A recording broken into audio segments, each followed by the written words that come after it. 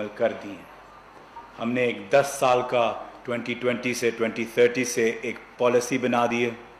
اور اس پالیسی کے ساتھ ہم نے ایک 5 سال کا ایکشن پلان بھی بنا دیا ہے. ہم نے اس کے ساتھ ساتھ ایک برانڈ پاکستان بنا دیا ہے,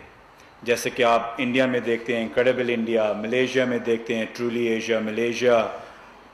امیزنگ تھائی لینڈ دیکھتے ہیں, وزٹ دبئی دیکھتے ہیں. پاکستان نے بھی اپنا برانڈ مکمل طور پہ بنا لی ہے, اور ہم اس کو 18 اپریل کو لانچ بھی کرنے والے تھے, لیکن کیونکہ کرونا آ گیا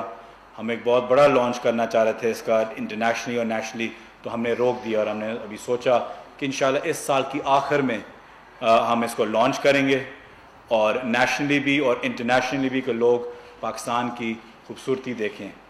اور پاکستان دنیا بھر میں بھی اور پاکستان کے اندر بھی ایک یونائٹڈ پاکستان نظر آئے اس برانڈ کے نیچے.